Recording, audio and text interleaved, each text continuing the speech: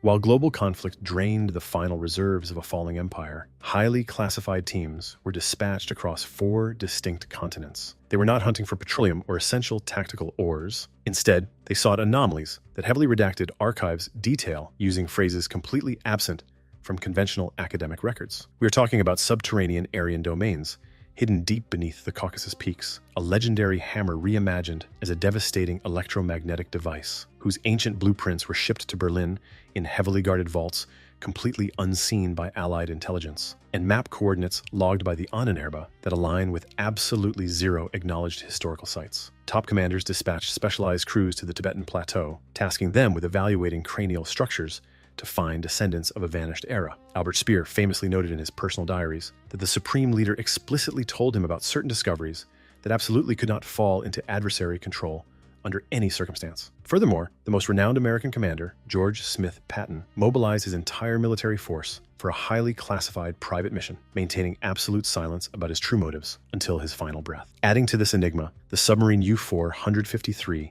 still rests at the dark bottom of the Mediterranean Sea, guarding sealed containers personally sanctioned by the Desert Fox himself. The singular underwater explorer who initially spotted these submerged vaults reported that they held objects of unidentified historical significance hailing from ancient Egypt. Merely a handful of days after making this claim, he vanished without a trace. The Unsolved dossiers, relentlessly pursued by opposing forces for numerous weeks, are finally open to the public. These covert missions genuinely took place. The paperwork is real. In this deep dive, we investigate the most deeply buried operations of that era. These are missions where critical pages were deliberately torn from the records. Breakthroughs evaporated mere moments before advancing armies could secure them, and the solitary individuals who understood the reality met unexplained ends shortly after voicing the truth. The relic of destiny, an obsession forged in iron. This was the legendary blade of antiquity, an artifact that consumed a young dictator's mind since his early 20s. Back in the year 1909, a 20-year-old wanderer,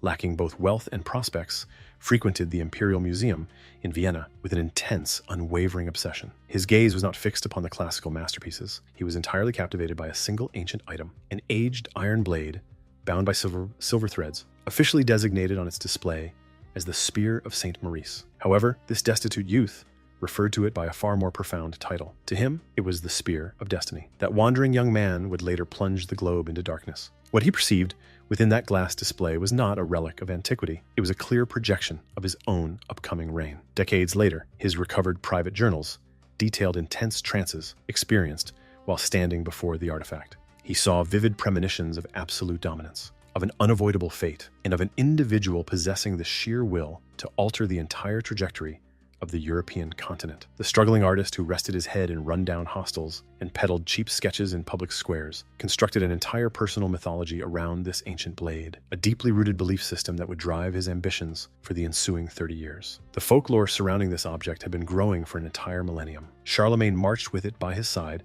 for 25 years of relentless conquest, remaining entirely undefeated in every single clash. However, in January of the year 814, the artifact slipped from his grasp while he navigated a shallow river. His earthly journey came to a sudden halt mere days following that incident. Henry the Fowler, the Germanic ruler of the 10th century, famously traded the entirety of Basel to Rudolf of Burgundy for one singular prize. He did not ask for treasures or battalions.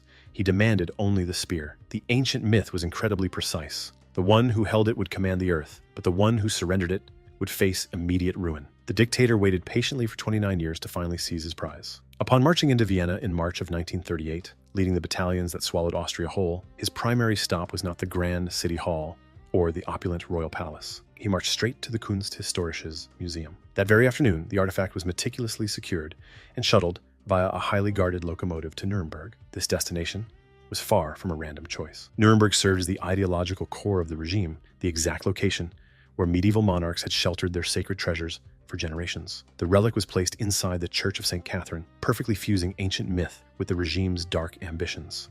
The supernatural rituals of the inner circle, the regime's feared secondary commander, maintained a drastically different connection to the relic. While the supreme leader viewed it as a tool for political theater, his top lieutenant genuinely perceived it as a potent, active, supernatural device. He fully convinced himself that he was the literal reincarnation of Henry the Fowler, the very same 10th century ruler who bartered an entire province for the blade. This commander orchestrated secretive twilight gatherings at Wewelsburg Castle, placing the artifact right at the center of his dark ceremonies. He even mandated the creation of an impeccable duplicate to remain permanently stationed within his private chambers. Internal documents hint at highly guarded ceremonies connected to the object, though modern scholars remain unable to decode them entirely, as the most critical files were aggressively incinerated during the Empire's final collapse. When the aerial bombardment over Nuremberg escalated drastically in 1944, the commander demanded the artifact be relocated to a reinforced subterranean vault, dug 20 meters below the surface.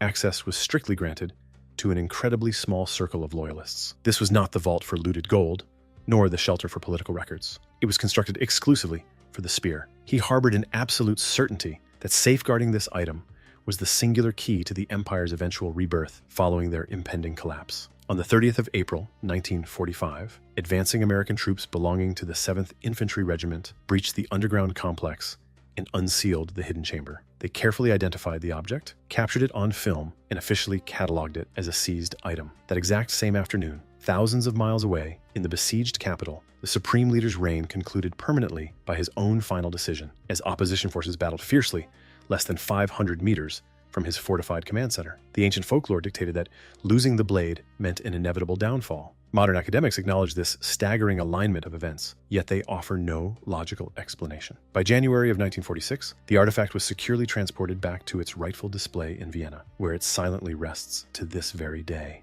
The Desert Fox and Submarine, U-453. As October of 1943 arrived, the desert campaigns crumbled, and opposition forces pushed heavily from the southern fronts. During this chaos, a heavily armored underwater vessel slipped away from the Tunisian shoreline, hauling a mysterious payload completely absent from any standard military manifest. This vessel was designated U-453. The sole surviving paperwork describes its freight simply as items holding an unspecified historical significance originating from the Egyptian sands. No authority inside the empire ever clarified what these items truly were, and no external force ever managed to secure them. U-453 never saw its final harbor. It was intercepted and sent plunging into the cold depths of the Mediterranean, right off the rugged shores of Corsica. It sank to the absolute bottom, taking its classified secrets down into the abyss. The truly baffling question missing from all archival records is why the legendary field marshal, the Empire's most brilliant tactician, a man whose battlefield genius was openly acknowledged by opposing leaders, personally signed off on this bizarre shipment. He was fundamentally a pragmatic commander, utterly devoid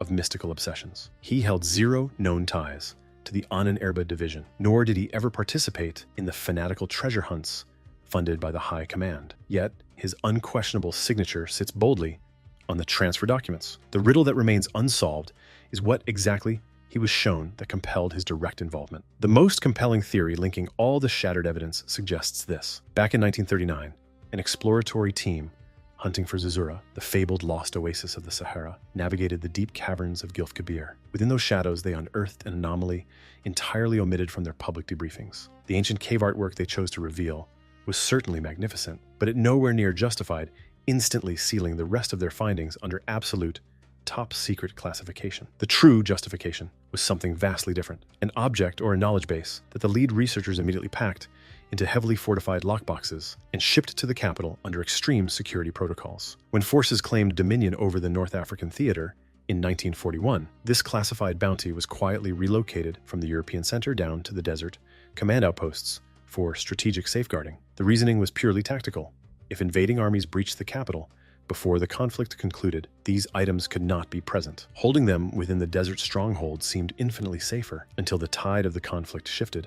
By 1943, recognizing the inevitable collapse of the desert front, commanders realized this payload could absolutely not be intercepted by the approaching armies. This was not due to its potential as a battlefield asset, but because its true nature was not meant to be decoded by anyone outside their inner circle. The final countermeasure was U-453. The heavily fortified steel containers previously utilized by the research division to move their most sensitive discoveries were quietly loaded into the vessel at the port of Tunis. The renowned field marshal stamped the paperwork. The submarine vanished into the waves, never to resurface. The diver's final discovery. 11 years later, in 1954, an underwater explorer from Corsica named Antoine Ferracci made a startling declaration. He had pinpointed the sunken wreckage of U-453 near Bonifacio. He vividly recounted peering through the thick maritime glass of the vessel, spotting the reinforced metal lockboxes resting undisturbed and perfectly sealed within the darkened hull. Lacking the heavy machinery required to hoist them to the surface, Ferracci returned to the mainland to assemble a fully equipped salvage crew. Merely 3 weeks later, authorities discovered his vessel drifting aimlessly off that exact same coastline. His physical form was never recovered. Law enforcement dismissed the incident as a standard maritime tragedy within a mere 48 hours, an investigative haste that local experts deemed highly suspicious for a scenario lacking any physical evidence. Following that day, no one else has ever attempted to locate U-453. The knowledge the famous field marshal held regarding those sealed containers vanished with him during October of 1944 in Herlingen. He spent his concluding weeks confined to his residence under a heavy guard, completely severed from his desert command network. The intense questioning he endured prior to his permanent departure from this world remains partially censored to this day. The removed paragraphs directly correspond to interrogations concerning his desert operations, details deemed far too delicate for public historical consumption. The submarine continues to rest in the silent depths of the Mediterranean. If those steel vaults truly remain, they are still locked tight, waiting in the dark.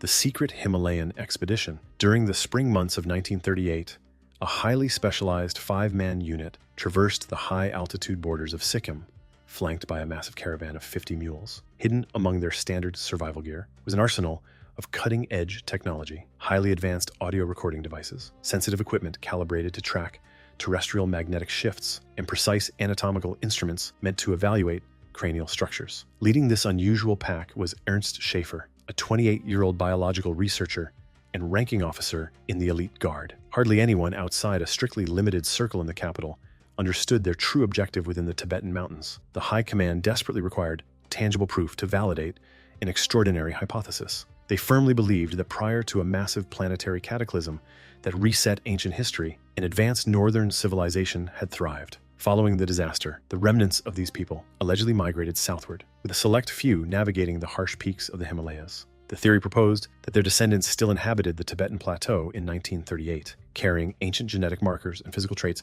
that could be mathematically verified. Schaefer sought substantial backing to return to the only territory he understood better than any scientific peer of his era. The verbal pact formed between the researcher and the High Command was deliberately kept off the official ledgers, ensuring their true motives would never face public scrutiny. On the 19th of January 1939, the crew successfully breached the gates of Lhasa. No expedition from their homeland had ever set foot inside the remote capital before. Schaefer quickly distributed diplomatic banners among the regional leaders and began capturing moving images of ancient ceremonies that had remained entirely unseen by the outside world, routed the findings directly to the capital, utilizing heavily guarded diplomatic channels. A significant portion of these deliveries deliberately bypassed the official catalog. The most unsettling phase of this mission was spearheaded by Bruno Beeger. Acting as the unit's biological specialist, he documented the precise cranial dimensions of 376 individuals. He meticulously crafted facial, hand, and oral impressions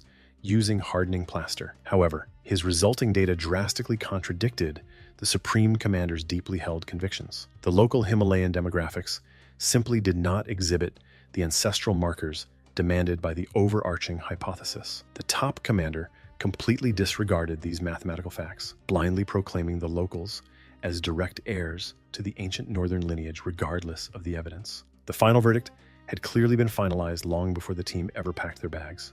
What absolutely never surfaced in any transparent briefing was the true nature of Karl Wienert's geophysical investigations. This man wielded highly sensitive magnetic surveying devices completely unrelated to cultural or biological research. Internal, heavily guarded communications reveal that he took localized readings high in the mountain ranges, actions that modern analysts strongly believe were focused on pinpointing the mythical realm of Shambhala. At one highly specific coordinate, situated at a soaring altitude exceeding 4,000 meters, a spot intentionally omitted from all released dossiers, Wienert's equipment registered a massive fluctuation that defied every known terrestrial explanation. This startling measurement was logged, time-stamped, and rushed to the European headquarters, securely locked in a tamper-proof container. Whatever instructions the capital sent back remain entirely absent from all accessible vaults. Furthermore, the events that transpired at that high-altitude pass over the subsequent days are entirely scrubbed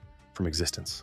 That specific chapter of the journey was surgically removed from every public narrative, Exactly 6 minutes of the resulting theatrical documentary, focusing directly on the mythical underground kingdom, were aggressively spliced out prior to its grand premiere in 1943. Meanwhile, the 50 hours of raw, unedited celluloid seized by advancing Western forces in 1945 currently sit deep within the Library of Congress archives in Washington. They have never seen a complete public broadcast. Authorities have continuously failed to provide any valid justification for concealing these unreleased frames. The expedition leader eventually walked free following a 3-year rehabilitation period, successfully arguing his political connections were merely circumstantial. Beger, conversely, could never justify his subsequent actions. In 1943, 2 years after returning from the snowy peaks, he was stationed at one of the regime's most infamous and heavily guarded internment centers. While there, he personally handpicked 115 captives for relocation to an anatomical research facility in Strasbourg. Those 115 individuals were permanently silenced. Their physical remains were subjected to grim processing to form a macabre skeletal display. Decades later, in 1971, he faced a tribunal and was found guilty of facilitating the unjust demises of 86 victims. His penalty was merely a suspended sentence lasting exactly 3 years. History demonstrates that certain documents vanish because they simply decay, while others evaporate because very powerful people guarantee their erasure. The relic in the mountains, searching for the ultimate chalice. During the freezing winter months of 1929, a 25-year-old academic set up camp in the rustic French settlement of La Blanette. Armed solely with a canvas rucksack, a worn edition of an ancient medieval epic, and an unshakable certainty, he believed the legendary Holy Grail rested buried deep beneath the local soil. His given name was Otto Rahn. He was no swashbuckling treasure hunter. Instead, he was a deeply devoted scholar fixated on the Cathars, an ancient spiritual faction systematically erased by the dominant religious authorities during the 13th century. The final stand of this doomed group occurred at the towering stone fortress of Montségur, located mere miles from where the young scholar rested his head. Rahn theorized that prior to their ultimate surrender, these spiritual defenders had securely stashed the sacred chalice deep within the labyrinth of mountain caverns. He dedicated 3 full months to mapping dark grottos, calculating precise geometric angles, logging cryptic symbols etched into the bedrock, and eventually publishing a comprehensive manuscript detailing his findings. That specific publication altered his destiny in ways he never would have voluntarily chosen. Titled to reflect a crusade against the Sacred Cup, and the text eventually found its way onto Heinrich Himmler's desk in 1933. The feared commander had squandered years attempting to fabricate a historical foundation for his radical ancestral theories. Rahn's literature offered exactly what he craved: the groundbreaking concept that the ancient spiritual defenders, wiped out by Rome, were actually shielding primordial, superior knowledge that conventional powers sought to permanently suppress. The High Commander extended a proposition to the young author that, given the political climate of 1933, was fundamentally impossible to decline. He promised bottomless financial backing to fuel the excavation, a prestigious laboratory within Wewelsburg Castle, and an entire team of assistants. In return, the scholar merely had to locate the artifact and hand it over to the elite guard. The academic agreed. He later justified his choice to a close confidant with profound simplicity, stating a man simply needs to survive, and asking how anyone could possibly reject such a terrifying figure. The academic lived a life of absolute contradiction. He was romantically inclined toward other men, harbored progressive political views, possessed maternal heritage that directly conflicted with the state's strict ancestral laws, and completely rejected the regime's hateful dogmas. He represented the precise demographic the elite forces were actively trying to eliminate. Throughout the ensuing years, the young researcher operated under a suffocating paradox. He was financially sustained by the most sophisticated intimidation machine in modern history, tasked with unearthing an item he sincerely doubted existed in the literal form his superiors desired. His mandated travels dragged him across the jagged Pyrenees, through the south of France, down into Italy, and all the way to the freezing volcanic shores of Iceland. He was deployed to that frozen island to hunt for remnants of Atlantis, a desolate environment he deeply despised. In private correspondence, he condemned the icy landscape as the most wretched location he had ever witnessed. To make matters worse, his overseers stealthily injected ideologically biased rhetoric into his sophomore publication entirely behind his back. The scholar only realized the sabotage after the volumes were already rolling off the printing presses. By 1937, following a highly publicized altercation fueled by alcohol, the regime stripped him of his academic rank and harshly reassigned him to serve as a watchman at a notorious Bavarian detention facility. He was no longer an esteemed explorer, he was a common guard, The horrors he witnessed behind those barbed wires during his deployment remain entirely unrecorded. What did survive, however, was a desperate plea he drafted to his superiors in February of 1939, begging for immediate release from his duties. His written request cryptically noted that his motivations were of such a profound and heavy nature that he could not possibly articulate them on paper. Yet, nobody simply walked away from the elite guard, and the scholar fully understood this reality. The events unfolding over the subsequent weeks remained shrouded in mystery. On the 13th of March, 1939, a pair of mountaineers stumbled upon the frozen form of a 35-year-old male, lying face down across an icy incline in the Tyrolean Alps. Beside the unmoving figure sat two unmarked pharmaceutical vials, one completely drained, the other partially full. Authorities conducted 0 medical examinations. The state apparatus officially erased his name from their active rosters was a mere 4 days after the discovery. A formal declaration of passing was never issued. The state-run propaganda outlet printed a brief memorial, deceptively praising him as a loyal member of the Guard and a brilliant author. Interestingly, the High Commander ensured the scholar's literature continued rolling off the presses until the Empire's final collapse, during an era when printing materials were heavily rationed. Strangely, in 1944, a massive financial obligation the author still owed his superiors was quietly and anonymously forgiven. No historian has ever uncovered why. The hypothesis of a deliberate, ritualistic departure holds significant weight among modern investigators, who highlight that the scholar passed away almost exactly on the anniversary of Montségur's fall. It appears he meticulously selected that precise date to mirror the ancient spiritual tradition of the Endura, a willing departure from this world via freezing temperatures and fasting, mirroring the final hours of the ancient defenders he so admired. Conversely, an alternate theory proposes the frozen body was never genuinely identified, and 0 official paperwork explicitly proves the casualty on that snowy ridge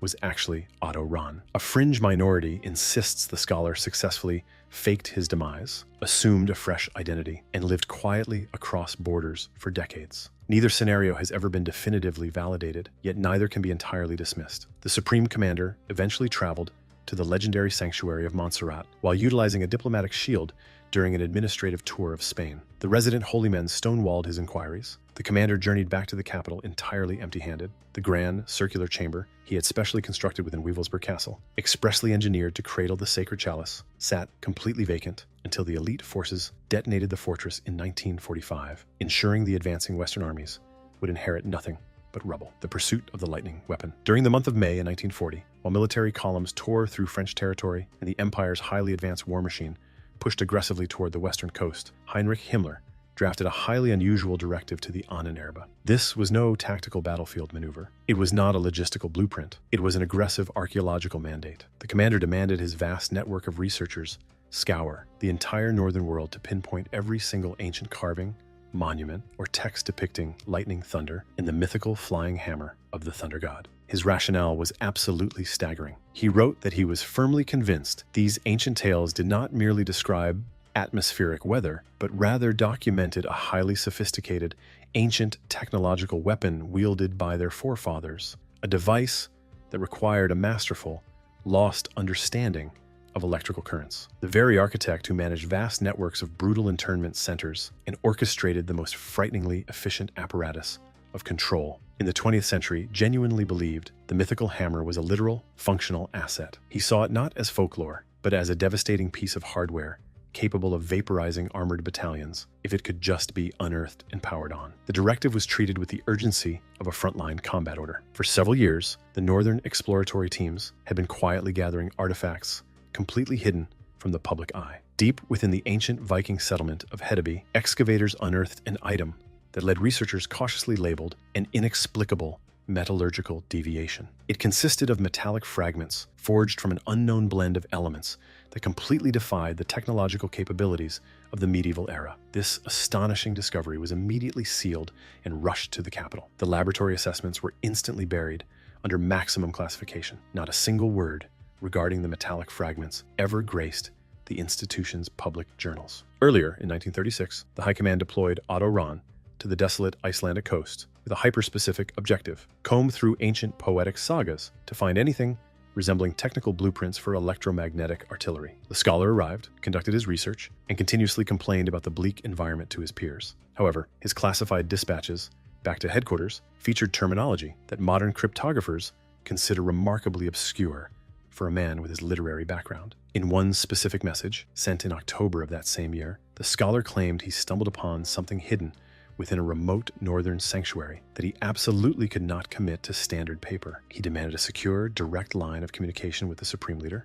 If that highly sensitive conversation ever took place, all records of it have vanished from known existence. Everything the Northern task forces shipped to the capital during those years was meticulously logged, heavily padlocked, and buried in underground vaults whose coordinates dissolved into the sheer chaos of the Empire's concluding months. When Western forces ultimately breached the Research Division's primary archives at Weichenfeld in April of 1945, they uncovered thousands of photographic plates capturing ancient rock carvings, stone idols, ceremonial blades, and countless transcriptions of mythological texts. These items were arranged with obsessive precision. However, this obsessive organization only highlighted what was glaringly absent: the actual scientific evaluations of their most critical discoveries. The papers were not burned. They were simply not there. Opposing intelligence scoured the region for weeks and found absolutely nothing. Historians are left with two possibilities. The first assumes the laboratory evaluations never existed because there was never any magical technology to reverse engineer. The second proposes the data was entirely real and someone highly capable ensured it was relocated or destroyed long before the Western boots hit the ground. What did survive the flames, however, was that infamous May 1940 directive. And what that document exposes an undeniable truth. Precisely when the Empire's armed forces reached their absolute peak, deploying advanced armored divisions, overwhelming aerial supremacy, and the most devastating combat strategies on Earth. The architect behind the regime's darkest atrocities maintained a literal belief in the ancient thunder deity. He was certain that this mythical armament remained hidden somewhere within the northern territories, waiting for the ancestral bloodline to reclaim its power. As the research division mapped out ancient rock carvings, the iconic emblem of the mythical thunderhammer saturated every single province of the empire. The head of state propaganda even bestowed the nickname of this mythological weapon upon his chief visual artist, Hans Schweitzer. This artist's massive murals portrayed the ideal laborer, obliterating adversaries with the sheer force of a divine hammer. This ancient motif was woven into the elite guard's insignia, stamped into the ceremonial bands the supreme commander gifted to his most loyal officers, stitched onto military garments, and hoisted on grand flags. The Empire had officially hijacked a mythical deity's weapon, transforming it into their core visual identity long before discovering any proof that this being ever walked the earth. To this very day, global watchdogs identifying extremist threats categorize this specific hammer motif as a prominent emblem of hostility, actively utilized by radical supremacist factions across Europe, the Americas, and the Australian continent. The devastating device the commander believed could level entire battalions never materialized. Yet the Anomalies his field agents unearthed in the northern snows, the very items the young scholar refused to document on standard paper, which were subsequently locked in sealed transport crates bound for the capital and mysteriously vanished from opposing military archives, remain completely devoid of any rational official explanation. Nobody has ever definitively proven these artifacts were merely an illusion. The shadow mission to the frozen north. During the sweltering summer months of 1936, the Ancestral Heritage Division dispatched a tight-knit trio deep into the most isolated woodlands of the Finnish territory. Armed with cutting-edge audio capturing technology, their objective was something no legitimate university would ever authorize: track down practicing pagan seers and permanently document their ancient rituals. Behind this bizarre operation stood two high-ranking figures whose fixation on these secluded mystics remains largely undiscussed. The first was the Supreme Commander himself, who harbored a burning desire to completely erase mainstream religion and replace it with a fabricated primordial faith built entirely from the ground up. To achieve this, he desperately required tangible proof that such a belief system had somehow endured in the shadows. The Finnish woodlands represented his ultimate proving ground. The second figure was the mastermind behind the state's secret police force and the primary architect of the regime's ultimate eradication directive. He had established a highly classified subdivision within the Heritage Institute, exclusively dedicated to tracking historical mystics. Their sole purpose was to archive every documented instance of mystical persecution across the European continent, dating back to the Dark Ages. They meticulously gathered over 30,000 unique case files. Their driving hypothesis insisted that religious authorities and targeted marginalized populations had secretly colluded for centuries to wipe out these ancient Germanic wise women, viewing them as the final protectors of supreme ancestral wisdom. To this dark program, the surviving seers of the northern forests were exactly what a critically endangered species is to an obsessive biologist. The intelligence chief demanded they be thoroughly documented before they faded into total obscurity.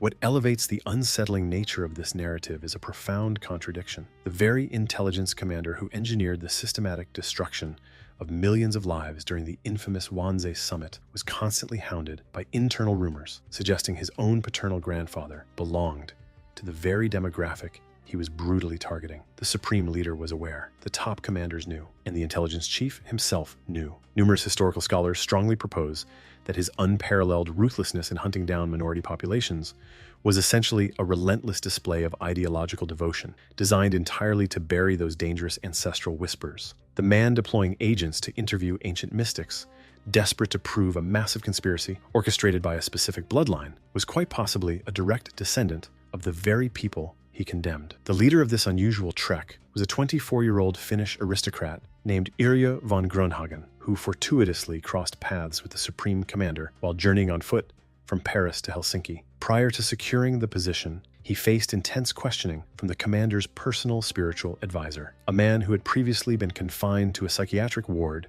for severe delusions, yet claimed he could vividly recall 22,000 years of ancient history through waking trances. The team's mandate was to establish that the local Finnish populations were pure ancestral descendants, whose forgotten rituals directly linked back to the primordial faith the Empire wished to resurrect. The unit hauled heavy audio equipment, a dedicated sketch artist, and a musical anthropologist highly trained in analyzing the intersection of melody and genetics. Their most haunting encounter involved a 92-year-old woman named Miran Aku, widely recognized by the local villagers as the region's final authentic seer. The moment the aristocrat approached her, she locked eyes with him and bluntly stated that he had already invaded her subconscious dreams, attempting to siphon her hidden knowledge. She claimed that ever since that psychic intrusion, her health had deteriorated and her final days were rapidly approaching. She brewed them a highly bitter herbal infusion, whispered tales of a primordial creator who ruled long before modern faiths emerged, and conducted an ancient spiritual invocation while the cameras rolled and the microphones recorded. When the sound engineer played the captured audio back to her, the elderly mystic heard her own recorded voice for the absolute first time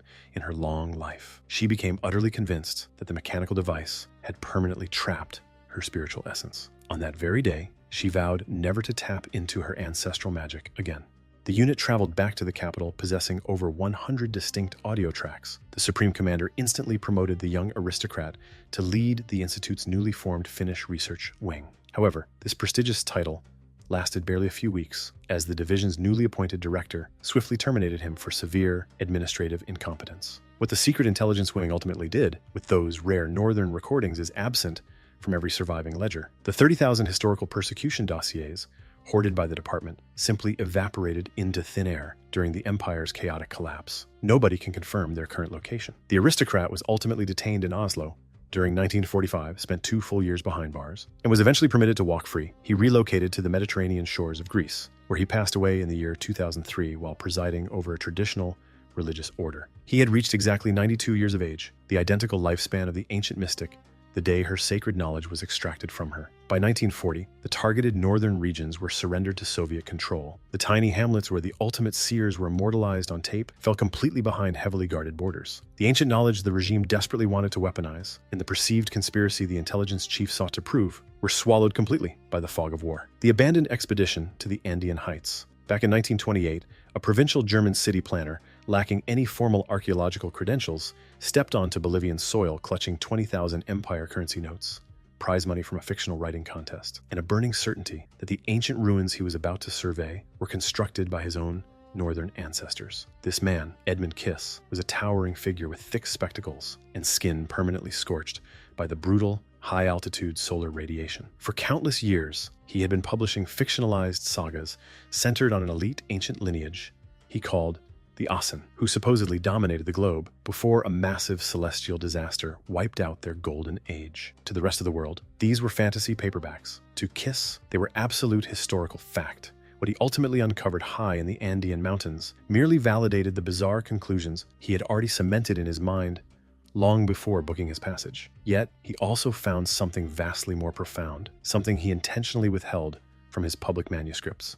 The sprawling stone complex of Tiwanaku had baffled Western academics for 300 consecutive years. The specific sector known as Puma Punku represented the absolute core of this architectural anomaly. Massive slabs of dense volcanic rock and crimson sandstone, tipping the scales at up to 130 tons, were somehow extracted from quarries located more than 90 kilometers away. They were subsequently carved with a degree of geometric perfection that late 20th century structural engineers struggled to duplicate using basic manual implements. The site features flawless right-angle incisions, mathematically flat planes, and cylindrical boreholes, exhibiting an accuracy that strongly implies the use of machinery completely incongruent with the acknowledged technological timeline of that era. There are 0 visible chisel marks and no thoroughly convincing academic consensus detailing how these Leviathan stones were hoisted and interlocked at an extreme elevation of 3,800 meters. However, what truly unsettled the modern geological experts who scrutinized the monoliths decades after Kiss was not their sheer mass or their razor-sharp geometry. It was the internal composition of the stones themselves. Advanced contemporary scans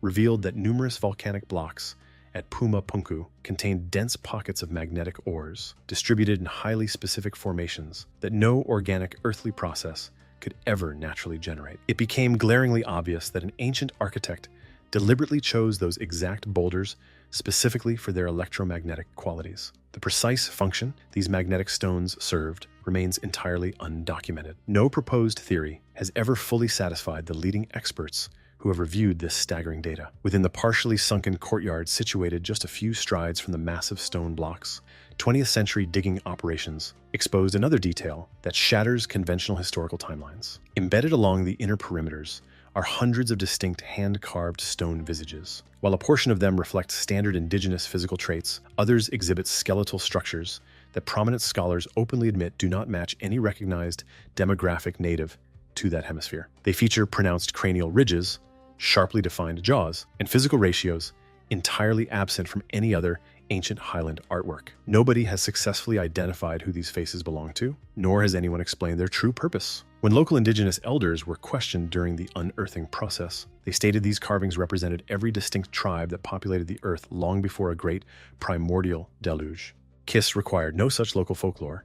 He had already manufactured his own truth. He firmly labeled it all as lost, highly advanced, and ancestral engineering. What remains truly fascinating is the highly sensitive data Kiss deliberately scrubbed from his public books, yet freely shared in covert letters exchanged with a fellow researcher named Posnansky. He explicitly detailed the presence of a sprawling, subterranean labyrinth hidden deep beneath the massive stones, an area they were physically unable to fully breach. His private notes painted a picture of a vast chamber constructed from perfectly smoothed bedrock, located at a vertical depth that no legally sanctioned dig had ever come close to reaching. This highly sensitive correspondence was handed directly to the Supreme Commander in 1938. Unsurprisingly, these letters are glaringly absent from all declassified public records. Another critical detail omitted from the architect's published works, but frequently highlighted by modern astronomers analyzing the iconic Gateway of the Sun, is that the chronological calendar etched into the stone face relies on a mathematical framework far too complex for the primitive era mainstream science assigns to the ruins. Several of the cosmic cycles depicted on the stone perfectly align with celestial events that modern civilization only managed to accurately calculate again upon entering the 20th century. Kiss naturally viewed this as undeniable evidence of superior northern bloodlines. Conversely, modern scholars view it as concrete proof that the original architects of the complex possessed an intellectual capacity vastly superior to what any conventional textbook or Kiss's radical theories was ever willing to concede. Fascinated by the potential of buried technology, the Supreme Commander officially bankrolled a massive return mission. He authorized a budget of 100,000 currency notes, assembled a team of 20 elite scientific minds, and procured highly specialized surveying hardware. Their ultimate goal was to decipher the electromagnetic secrets of the stones once and for all. However, on the first day of September in 1939, the Empire's forces violently surged across the Polish border. The Grand Andean expedition was abruptly aborted that exact same week. The mysterious subterranean vault, detailed in the architect's private letters, was never formally unsealed. Whatever secrets rested in the dark below, if they existed at all, remain entirely unconfirmed. Following the global conflict, Kiss faced the famous international tribunals, but walked away without penalty, successfully arguing he was merely a harmless researcher. He proceeded to author 2 additional volumes focusing on lost sunken continents during the 1950s, ultimately taking his final breath in 1960. The High Command's disastrous gamble on cosmic ice. As the brutal winter of 1941 descended, the massive mechanized army aggressively pushing toward the Russian capital began to literally freeze in its tracks. The atmospheric temperature plummeted violently to negative 40 degrees Celsius. Heavy armored engines completely seized up, vital mechanical greases turned into solid blocks, and countless frontline troops perished from severe thermal drain simply because their standard issue combat gear was entirely inadequate for such extreme conditions. The military elite had confidently mapped out a swift, warm weather offensive that was supposed to conclude long before the first snowflakes fell. The aerial division's meteorological experts had completely failed to predict the impending deep freeze. Yet incredibly few people understand the truly bizarre reason behind this catastrophic forecasting failure. Back in 1937, the chief weather strategist for the Empire's aerial forces, a high-ranking officer named Hans Robert Skultitus, handed a highly formal briefing to the Central Command. In this document, he aggressively championed an absurd fringe cosmological concept known as the world ice theory was proposed as a revolutionary tool to drastically enhance military meteorological forecasts. The High Command eagerly embraced the briefing. From that exact moment forward, the aerial division's weather projections relied heavily upon mathematical models rooted in an absurd hypothesis that the vast cosmos was constructed almost entirely of frozen water, and that our lunar neighbor was merely a decaying sphere of atmospheric frost. The Russian winter of 1941 proved to be one of the most brutal deep freezes in recent memory. Forecasts built upon this icy delusion utterly failed to predict the impending plummet in temperature. The Empire's ground forces paid a devastating toll for this catastrophic miscalculation, suffering hundreds of thousands of severe cold weather casualties long before any massive battlefield engagements even commenced. The bizarre concept driving these flawed predictions originated back in 1894, conceived within the private gardens of an Austrian cooling valve inventor named Hans Hörbiger. On that particular evening, this eccentric inventor gazed up at the glowing night sky and firmly convinced himself that the massive orb above was composed entirely of solid ice. Over the ensuing decades, he constructed an incredibly elaborate cosmological framework built entirely around this singular delusion. He claimed our solar system emerged when a massive, fiery, celestial body violently collided with another massive sphere completely saturated with water. The Milky Way, according to him, was nothing more than a halo of frozen cosmic debris, and the current lunar sphere was not the original to circle our globe. He insisted 6 previous versions had existed in antiquity. Each prior icy sphere eventually lost its orbit and crashed into the terrestrial surface, triggering immense planetary catastrophes. He believed the 5th impact caused the Great Deluge mentioned in ancient texts, while the 6th completely wiped out the fabled sunken continent. He hypothesized that the remaining survivors, the resilient northern ancestors, forged by the freezing temperatures, reconstructed society following each devastating impact. Whenever logical critics reminded this inventor that lunar surface temperatures were recorded exceeding 100 degrees Celsius during maximum solar exposure, he instantly dismissed the data, aggressively arguing that such measurements were completely fabricated by narrow-minded academic traditionalists. When challenged with the undeniable fact that his mathematics completely contradicted every single verifiable observation, he fired back with a defiant phrase that his loyal disciples soon transformed into a radical rallying cry. Mathematics can only deceive you. Following his departure from this world in 1931, his devoted followers strategically merged their eccentric beliefs with the radical political faction seizing control of the nation. The world ice theory was proudly declared the pure, ancestral counterpart to conventional physics. Standard relativity was dismissed as a corrosive, abstract illusion. In stark contrast, this icy framework was hailed as the intuitive truth, deeply anchored in a natural and ancestral understanding of the universe. Zealous disciples frequently ambushed academic conventions, shouting demands to banish orthodox astronomy and embrace their founder's frosty vision. An industrial manufacturing plant located in Stuttgart went so far as to exclusively hire laborers who signed binding oaths swearing absolute allegiance to this icy cosmological doctrine. The supreme leader enthusiastically embraced this concept as the regime's official scientific truth, going so far as to draft architectural plans for a massive planetary observatory in his hometown of Linz. He mandated that the 3rd and highest floor of this structure be entirely dedicated to celebrating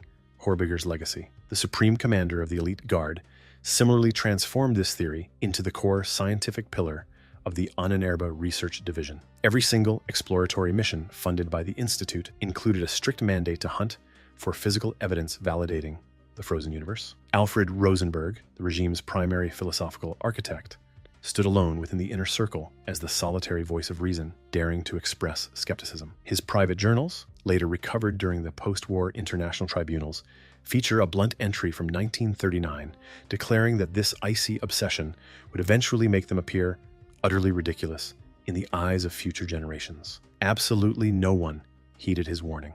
The hunt for shattered moons. The inevitable next step involved hunting down physical remnants of these shattered historical moons. If 6 frosty spheres had indeed crashed into the terrestrial crust, their geological fragments surely had to remain hidden somewhere across the landscape. The research division launched specialized teams into the Austrian Alps, the Bavarian highlands, and the dense woodlands of Central Europe, armed with strict orders to identify geological anomalies that could be classified as shattered celestial debris. These units meticulously cataloged bizarre stone formations, unusual subterranean layers, and mineral deposits possessing mysterious origins. Every single collected specimen was securely transported to the capital for intense laboratory scrutiny. Out of the vast multitude of gathered rocks, one specific specimen experienced a drastically different fate. Uncovered deep within the Bavarian Alps during 1941, this particular deposit yielded laboratory results that the division's chief geological expert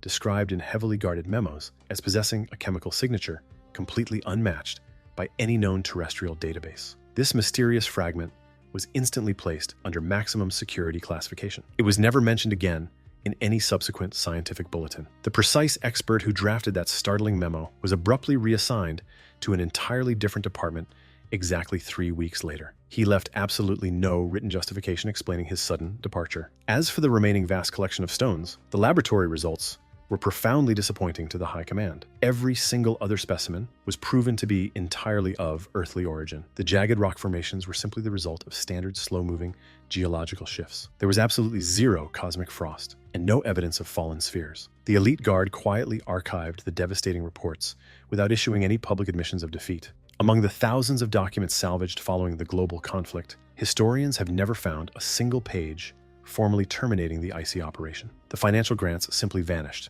from the ledgers. The entire initiative dissolved into thin air exactly like that mysterious Bavarian anomaly, lacking any explanation, devoid of any final verdict, and leaving zero physical trace. By 1945, advancing Western forces breached the research division's vaults, uncovering decades of exhaustive studies utterly desperate to prove the cosmos was a frozen wasteland. The academic minds tasked with reviewing this captured intelligence required several days to process the material. Their shock did not stem from the scientific complexity, but rather from the regime's absolute, terrifying blindness to any logical evidence contradicting their preconceived fantasies.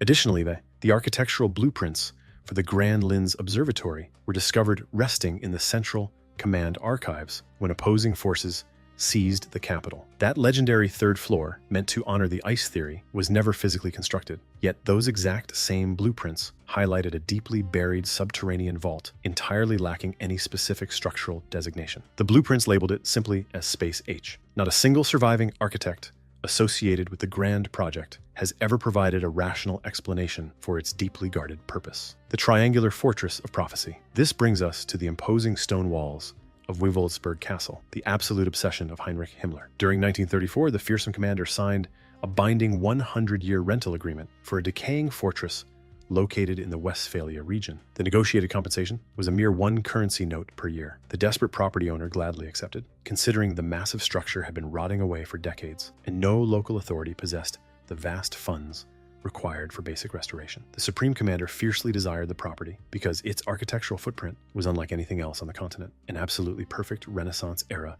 stone triangle, anchored by a massive circular stone pillar at every single vertex. Furthermore, ancient local folklore prophesied that when the ultimate global collapse arrived from the eastern horizons, this specific triangular stronghold would serve as the final bastion of survival. To the commander, this was not a charming rural myth. It was an undeniable ancestral prophecy. The individual who initially directed his attention to this triangular fortress was Karl Maria Willigut. This man held a prestigious general's rank within the elite guard and functioned as one of the commander's most intimate spiritual counselors. He was also a man who had been involuntarily confined to a mental health facility in 1924, suffering from severe psychological fragmentation and immense delusions of grandeur. His attending physicians clearly documented his bizarre claims of being a direct descendant of ancient mythological deities, boasting a supernatural memory that allegedly allowed him to witness 22,000 years of ancient ancestral history through vivid waking trances. The commander thoroughly examined the man's entire psychiatric dossier, reading every single disturbing paragraph, and eagerly enlisted him anyway. He officially granted him a highly prestigious rank, gifted him a private study within the newly acquired fortress, and positioned him as the supreme spiritual architect for the regime's most grandiose initiative, located off the active battlefields. Initially, the fortress was meant to serve simply as an ideological academy for rising officers. However, the ultimate blueprint, officially sanctioned in 1941, mutated into something incredibly massive. The commander ordered the construction of a sprawling compound he officially titled the Center of the World. The designs included vast administrative wings, sprawling manicured grounds, a dedicated massive transit artery, a fully operational hydroelectric dam, and a massive aviation strip radiating outward from the northern pillar for nearly 1.5 kilometers in every conceivable direction. The quaint neighboring village of Wewelsburg was marked for total erasure. The surrounding valley floor was scheduled to be completely submerged to form a massive defensive waterway. The approved financial backing reached an astounding 250 million currency notes. The empire was no longer merely renovating a medieval stronghold. They were attempting to physically construct the absolute center of their fabricated universe. The price of the Black Sun. To forcefully construct this monstrous vision, the elite guard established the Niederhagen Captive Labor Compound in 1940, situated just a few dozen strides from the fortress walls. It held the dark distinction of being the smallest detention center within the empire, and the solitary facility exclusively engineered to supply captive manpower for a single architectural endeavor. Out of the 3,900 individuals forced through its heavy iron gates, 1,285 tragically perished under the brutal conditions. The resilient individuals who remained standing hauled the heavy stones for the Grand Commander's Hall, the subterranean crypt, and the sprawling stone corridors. They physically built the spiritual epicenter of the elite guard using their own bare, bleeding hands, surviving on a measly 600 calories a day while enduring 10 hours of brutal, relentless labor. They were constantly watched by heavily armed wardens, whose uniforms proudly displayed the exact same archaic symbols the captives were being forced to chisel into the polished floors, dead center within the polished marble floor of the Grand Northern Tower. The laborers embedded a massive, dark emblem featuring 12 jagged rays arranged in a circular, runic configuration. No official, surviving state paperwork ever assigned a formal title to this specific design. What profound meaning this intricate symbol held for its creators, what secretive name they whispered when referring to it, and what exact ceremonial purpose it fulfilled during the dark gatherings hosted in the chamber directly beneath it, remains entirely absent from every single historical document that survived the global collapse. The widely recognized modern title, The Black Sun, actually originated in a fictional thriller novel published decades later in 1991. Yet, since that publication, the emblem has been aggressively co-opted by radical supremacist organizations globally as the ultimate visual anchor of their hateful dogmas. The very symbol carved by the starving captives of Niederhagen is still prominently displayed 80 years later by the exact same ideological factions that originally birthed it. Nobody operating within the empire ever explicitly defined its true nature. Consequently, no modern historian has been able to definitively explain it since. Within that grand circular hall, the commander positioned a massive circular oak table, accompanied by exactly 12 high-backed chairs. Each seating arrangement was meticulously branded with pure silver, displaying the unique heraldic crest of his 12 most trusted inner circle generals. The mythological parallel to Arthurian legend was incredibly blatant. The commander viewed himself as the ultimate sovereign, and his 12 generals as his elite, chosen knights. A highly secured adjacent chamber was specially prepared and left entirely empty, patiently waiting to house the legendary sacred chalice once the excavation teams finally unearthed it. His own personal quarters were obsessively dedicated to King Henry the Fowler, the ancient architect of the original Germanic Empire. The commander frequently boasted that he was the literal, living reincarnation of this medieval monarch. He even orchestrated a highly classified midnight operation to personally return the monarch's ancient skeletal remains to the Grand Cathedral of Quedlinburg. What exact rituals that midnight ceremony entailed, and what dark oaths were chanted within those cathedral walls at the stroke of midnight, have never been fully articulated by any of the attending staff who survived the war. Directly beneath that grand marble floor hidden away in the darkened crypt, the ancient water cistern was radically transformed into a sunken, ceremonial sanctuary. During post-war interrogations, captured elite officers described bizarre twilight ceremonies where the commander personally led ancient rites. However, the precise nature of these gatherings remains shrouded in mystery, as none of the captives were willing, or perhaps mentally able, to divulge the exact details. Several detainees insisted their memories of what transpired inside simply evaporated, while others claimed the rituals defied logical description. A distinct third group maintained absolute, terrified silence regarding any inquiries about the sunken crypt, even during the famous international tribunals, where they otherwise spoke quite openly about their wartime atrocities. If any written liturgies or transcripts of these dark gatherings ever existed, they never materialized in any captured intelligence vault. What did survive intact, however, was a complex mechanical gas apparatus designed to fuel an eternal flame, positioned perfectly at the center of the circular stone room. Nobody has dared to ignite it since the conflict ended, but the heavy machinery remains perfectly functional. As March of 1945 brought the thunder of approaching artillery, the commander issued a desperate final directive: obliterate the fortress entirely before it could be seized by Western forces. A massive detonation successfully gutted the intricate interior. The 2-meter-thick, surviving walls remained standing. The black sun remained embedded in the floor. The sunken crypt entered. The eternal mechanical flame was entirely unharmed. Currently, Wewelsburg operates as a public historical exhibit and a lodging facility for young travelers. Photography is strictly prohibited within the Grand Hall of the Black Sun. Tourists who attempt to sneak pictures constantly report bizarre visual glitches on their devices, though facility managers dismiss this by blaming the chamber's unique lighting fixtures. The incredibly cheap rental agreement the commander secured would not have officially expired until the year 2034. The mysterious delay for the Caucasian depths. Why did the Supreme Leader completely halt a major military push just to secure a barren mountain range completely devoid of any tactical advantage? The legendary Karakora shaft? During August of 1942, while aggressively pushing toward the massive fuel reserves of Baku, the dictator handed down a directive that completely baffled his frontline generals. The elite mountain division was strictly forbidden from advancing toward Sukhumi until specific sectors of the Kabardino-Balkaria peaks were totally secured. He offered zero tactical reasoning and absolutely no logistical justification. The field marshal relayed the command in total silence. Nobody dared to question the order. Exactly 69 years later, a Russian subterranean explorer followed the trail of ancient heritage division documents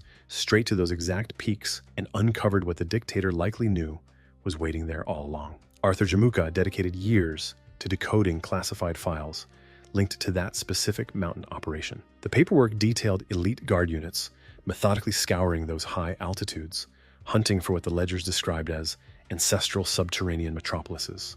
What the explorer eventually found, hidden within Mount Elbrus, completely defied every single known geological category or documented historical architectural style. He discovered an impossibly straight vertical tunnel plunging 40 meters straight down into solid bedrock before expanding into a massive underground cavern 36 meters high. The interior walls were constructed from colossal stone blocks locked together at perfect right angles with microscopic precision. Every surface was entirely smooth, completely lacking any tool abrasions, carbon scoring, scattered artifacts, or any indication that living beings ever inhabited the space. Experts estimated the most massive stone slabs tipped the scales at a staggering 200 tons. A continuous stream of pure, fresh oxygen circulated upward from the unseen depths, defying any logical explanation. Right near the surface entrance, the explorers spotted an ancient runic cross deeply engraved into the stone. Sitting directly beside it was a secondary identical marking, vastly older, entirely unconnected to the 20th century regime. Two identical symbols,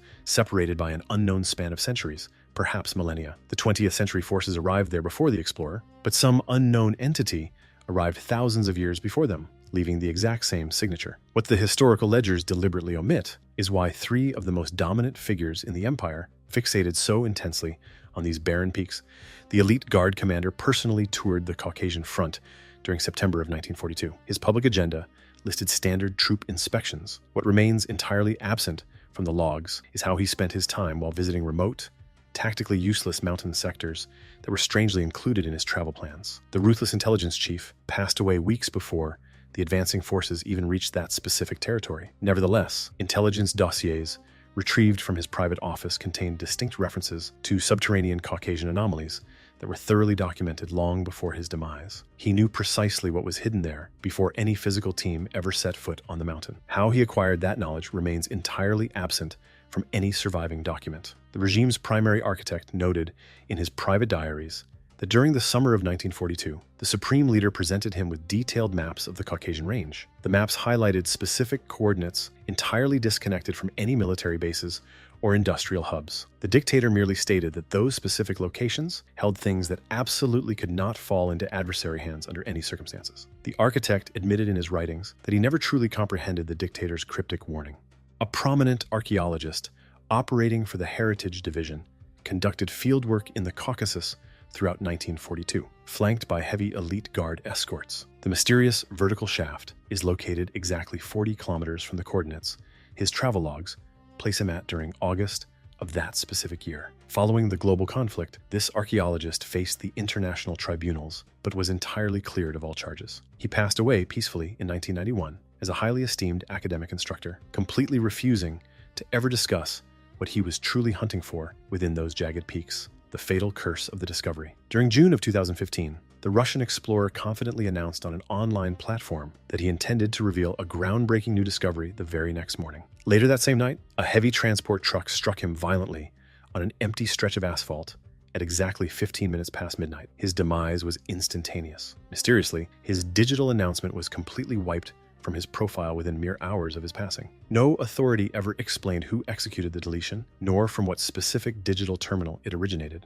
Exactly 2 years following that tragedy, a fellow researcher who had previously rappelled down the mysterious shaft alongside him succumbed to a rapid illness at the age of 51. 3 additional individuals intimately connected to the Subterranean investigation passed away under sudden circumstances during that exact same window of time. 5 people directly linked to the identical location. 5 unexpected departures within 24 months. Geological experts who have heavily scrutinized the visual evidence of the cavern remain sharply divided into 2 opposing camps. One faction insists the structure is merely a freak natural occurrence caused by water erosion. The opposing faction vehemently argues that colossal stone slabs interlocking with such microscopic perfection possess absolutely zero natural equivalence anywhere on the entire globe. The dictator willingly stalled a massive military push simply to lock down that specific coordinate. The elite guard commander personally trekked up those peaks while ensuring no official record documented his actions. The intelligence chief possessed intimate knowledge of the structure before any boots ever touched the snow. The regime's architect confirmed the dictator's obsessive need to protect whatever was hidden there. Finally, the modern explorer who followed their ancient breadcrumbs exactly 8 decades later met a violent end mere hours before his scheduled revelation. The vertical tunnel remains completely unsealed today. The mysterious breath of fresh oxygen continues pushing upward from the abyss. No human has ever successfully documented the absolute bottom. The general's unauthorized rescue mission. During the dark hours of March 26, 1945, a young officer named Captain Abraham Baum was handed a directive he found entirely confusing. The most famous general in the American Armed Forces had summoned him directly to his private command center, a highly irregular occurrence for a junior officer, and issued incredibly specific instructions completely bypassing standard chains of command. The captain was ordered to rally 300 combat-ready troops and 57 heavily armored transports, push aggressively 80 kilometers deep into hostile German territory, and forcefully breach a specific detention facility located near Himmelberg. The captain cautiously inquired if his unit could expect any aerial fire support. The answer was a flat denial. He asked if rapid reinforcements would be available should they encounter heavy resistance. Another denial. Finally, he asked if this deeply risky maneuver carried the official blessing of the Supreme High Command. The famous general completely ignored the question. Decades later, the captain vividly described his internal reaction at that exact moment. He silently wondered what on earth he was getting himself into. The specialized strike force deployed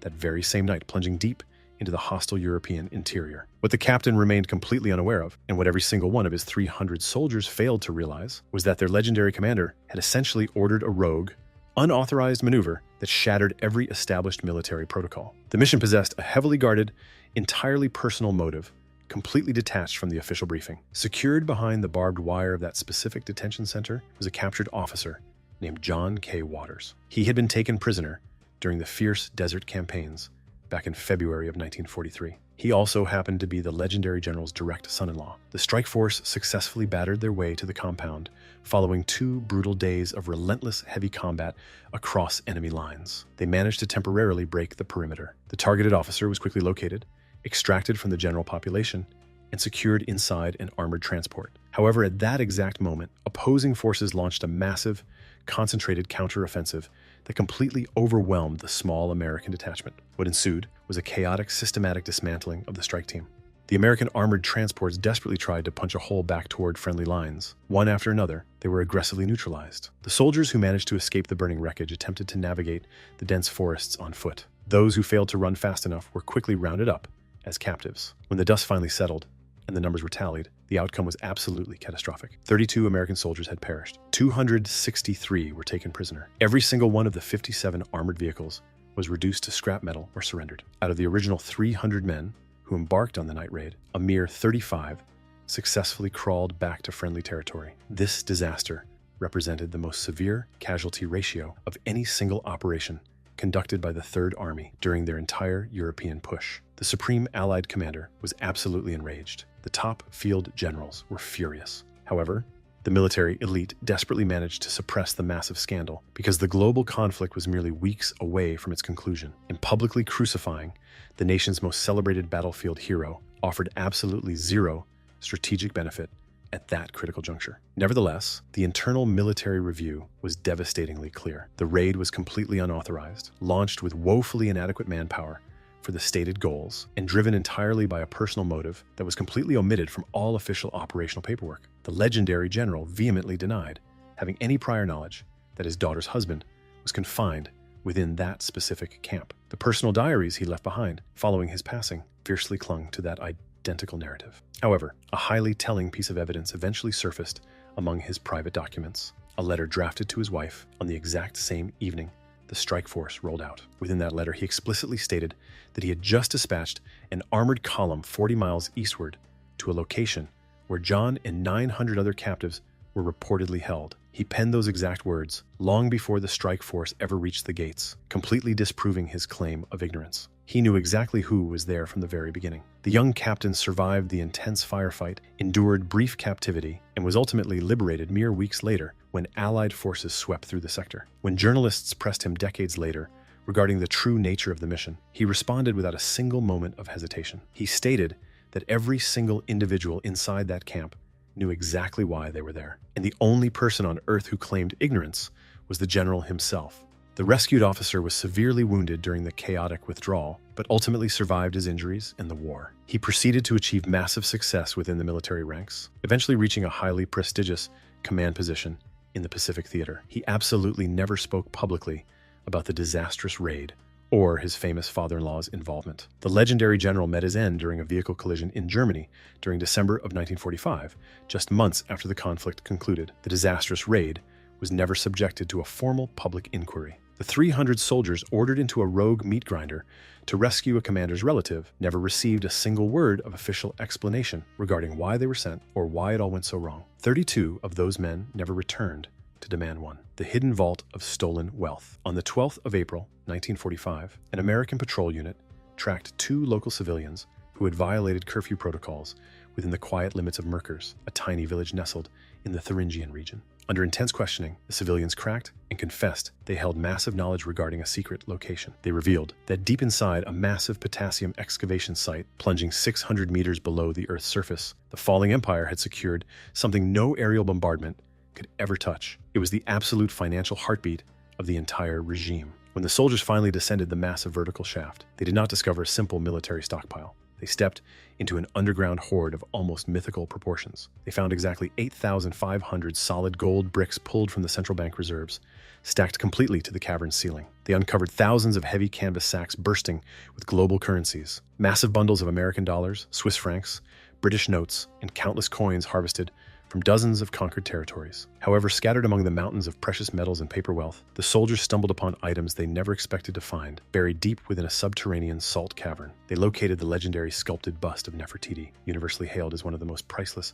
historical artifacts, completely salvaged from ancient Egyptian sands. They found breathtaking canvas masterpieces painted by Rembrandt, classical works by Titian, and countless sculptures and intricate tapestries, aggressively stripped from prestigious galleries across the entire European continent during 5 solid years of systematic plunder. Every single item was meticulously wrapped, heavily catalogued, and organized with the terrifying bureaucratic precision that defined the regime even during its chaotic final days. The staggering report of this discovery reached the Supreme Allied Command headquarters within mere hours. The Supreme Commander of the Western Coalition, General Dwight Eisenhower, personally rode the mechanical elevator down into the subterranean darkness, flanked by his top commanders, George Patton and Omar Bradley. 3 of the most influential military figures of the 20th century descended exactly 600 meters beneath the surface to witness the Empire's ultimate horde. Patton, a man rarely known for poetic restraint, labeled the cavernous sight as the most staggering spectacle he had ever laid eyes upon. The iconic photograph capturing these 3 commanders standing shoulder to shoulder amidst the endless stacks of wealth quickly became one of the defining visual records of the conflict's concluding days. What the Merkers cavern truly exposed was the unfathomable magnitude of the regime's systematic extraction. This precious metal was not born from legitimate industrial growth. It was aggressively seized from the national reserves of conquered territories, stripped from targeted demographics, forced into detention centers, and brutally melted down from the personal items of those who tragically perished at the infamous Eastern facilities before being officially stamped with the state bank's insignia. The subterranean vault served as the horrifying physical ledger of the era's darkest chapter. Yet, Merkers was merely the cache they successfully uncovered. It was the treasures they failed to locate that sparked decades of relentless hunting. During January of 1945, as the Eastern opposition forces surged toward the city of Breslau, a heavily armored locomotive steamed away from the urban center, charting a course toward the lower Silesian peaks. It vanished into the shadowy tunnels of Project Riese, a sprawling subterranean labyrinth carved out by 30,000 captive laborers beneath the Owl Mountains, and it completely failed to arrive at any officially documented terminal. Fast forward to the year 2015, when 2 European prospectors firmly declared they had pinpointed the locomotive's resting place utilizing advanced ground-penetrating radar. The regional authorities rapidly quarantined the perimeter. A massive excavation effort unfolded in 2016, draining exactly $131,000 from the budget over the course of 7 grueling days. Ultimately, no armored transport materialized. The promising radar anomalies were merely natural pockets of subterranean ice and dense bedrock.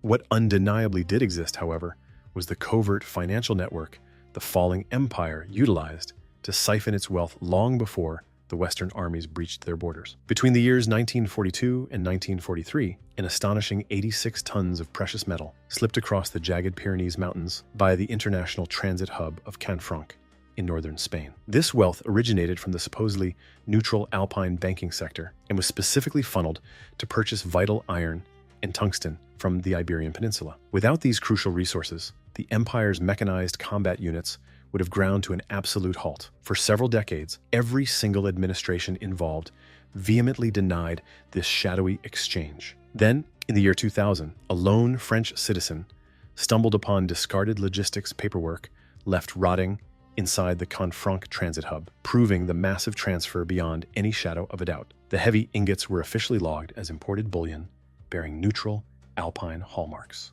Those secretive financial institutions have never provided a transparent explanation detailing precisely where that wealth originated before it settled into their secure vaults. During May of 2023, Dutch authorities officially greenlit a digging operation in the quiet hamlet of Omeren, acting upon a recently declassified, hand-sketched map drafted by a retreating soldier. The parchment pinpointed a specific patch of soil where he allegedly buried crates overflowing with jewelry and coins looted from a regional bank. Despite deploying the most sophisticated detection hardware available, the search teams unearthed absolutely nothing. The prevailing theory suggests that an unknown operative quietly retrieved the stash during the chaotic post-war window, long before the public ever learned the parchment existed.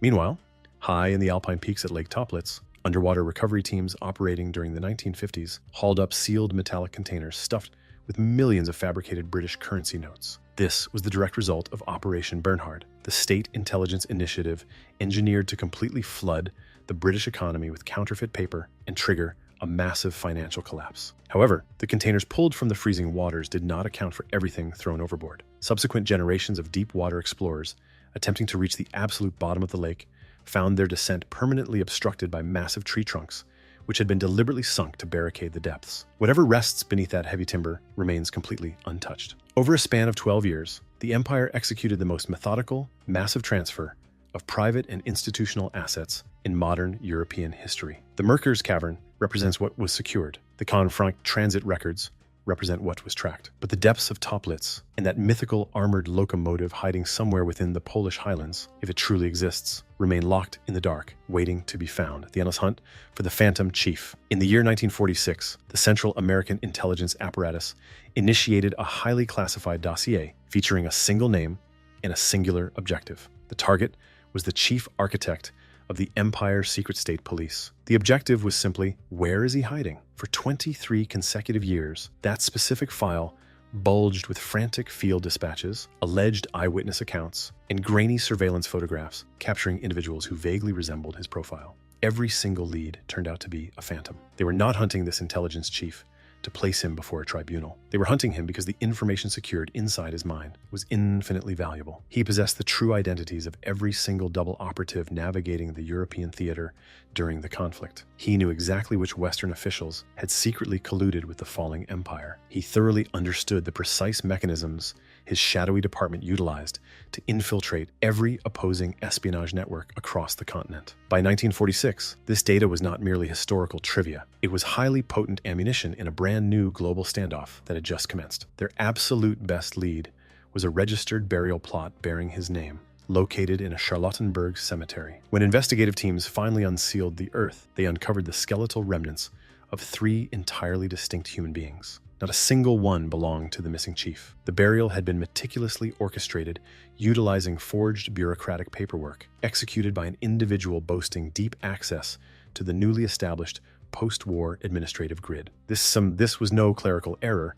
It was a highly sophisticated deception. The global manhunt subsequently splintered into 3 simultaneous theaters. The first targeted the Eastern Bloc, where a former elite guard operative swore he spotted the target collaborating with Soviet espionage units under a fabricated identity. The second focused heavily on the South American continent, where various informants stationed in Argentina and Chile reported sightings scattered throughout the 1950s and 1960s, though none of these claims ever materialized into hard evidence. The third theater unexpectedly centered on domestic American soil, fueled by an independent researcher who published controversial transcripts he swore were interrogations of the chief conducted by American operatives in the late 1940s. The legitimacy of those documents was never definitively proven, nor completely debunked. Curiously, several key informants who bragged about maintaining contact with the fugitive vanished without a trace before they could be subjected to secondary questioning. In the year 2001, newly unsealed documents revealed that the massive dossier was eventually shelved without ever reaching a definitive conclusion. Following 23 years of searching across 4 distinct continents, guided by hundreds of informants, the official stance concluded the target could not be acquired, lacking sufficient proof to confirm whether he was even still drawing breath. Yet, what those massive files completely failed to address was how the chief successfully slipped through the impenetrable Soviet blockade surrounding the capital during the initial days of May 1945 without leaving a single footprint. An extraction of that magnitude was not a spur-of-the-moment miracle. It was a meticulously crafted maneuver, organized weeks in advance, armed with flawless transit papers, an established escape corridor, and an operative standing by to receive him. Somebody orchestrated his total disappearance. Somebody constructed that decoy burial site. Somebody monitored those confidential intelligence reports for 23 solid years without ever tipping off the target. And if the notorious chief was indeed alive during that massive manhunt, he undoubtedly knew exactly who his guardian angel was. The vanishing wealth of the African coast. Back in November of 1942, the Desert Combat Divisions crossed the Tunisian borders, establishing the empire's first and sole territorial foothold on the African continent that featured a massive, historical, merchant demographic. The supreme commander of the aerial forces, who also operated as the second highest authority within the empire, fired off direct mandates from the capital before his battalions had even finished setting up their forward camps. These were not tactical directives. They were ruthless asset extraction orders. The ancient local community of Tunisia, universally recognized as one of the oldest and most financially successful networks in the Mediterranean, with roots extending back 2,000 years, was targeted to be systematically drained of all accumulated assets before Western forces could push through. The aerial commander was not motivated purely by ideological fanaticism at this specific juncture. He was driven by absolute financial desperation and an insatiable personal greed that his own administrative staff struggled to manage. Maintaining his lavish, sprawling hunting estate back in Prussia drained resources that the crumbling empire could no longer afford without locating massive, unofficial streams of revenue. And the Tunisian sector represented the perfect target. This historical merchant community commanded an incredible percentage of the regional maritime trade, having stockpiled generations of family wealth in the form of precious metals, intricate jewelry, foreign paper currencies, and massive estates. Under the new occupation, they possessed absolutely zero legal protection. The extraction maneuver was executed by the elite guard with the terrifyingly cold, bureaucratic precision that characterized every single asset-stripping program the regime designed. Prominent families were abruptly summoned, strictly documented, and completely emptied of their holdings. Ancient places of worship were hollowed out. Generational businesses were instantly absorbed. Hard bullion, delicate jewels, and stacks of foreign notes were meticulously weighed, logged into heavy ledgers, and packed securely for immediate transport back to the European mainland. The absolute lowest historical estimate of the wealth siphoned during those 6 short months of occupation hovers around $50 million at the time, a staggering sum that translates to several hundred million in modern valuation.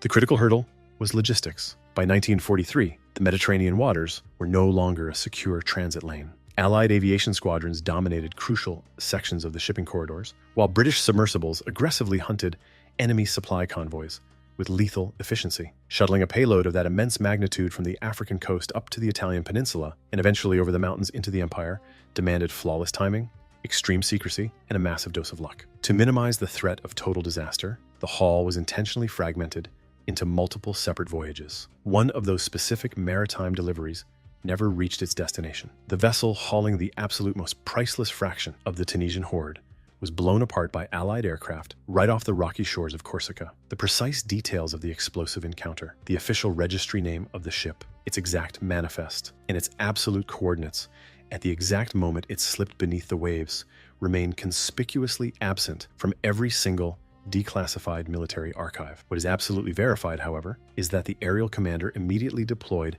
an emergency recovery squad the second he learned of the disaster. That desperate search, conducted by specialized military divers operating under hostile combat conditions, failed to locate the sunken hull or its contents before opposing navies locked down the sector. Fast forward to 1954, when a local Corsican deep water explorer boldly announced he had pinpointed the wreckage within that exact maritime zone, claiming he peered through the murky portholes and witnessed completely intact metallic crates resting in the dark. A mere 3 weeks after making this staggering claim, he vanished. Authorities discovered his small vessel drifting aimlessly on the waves, entirely abandoned. Law enforcement rapidly shuttered the investigation, writing it off as a tragic maritime accident in under 48 hours. No official government search party ever returned to those coordinates.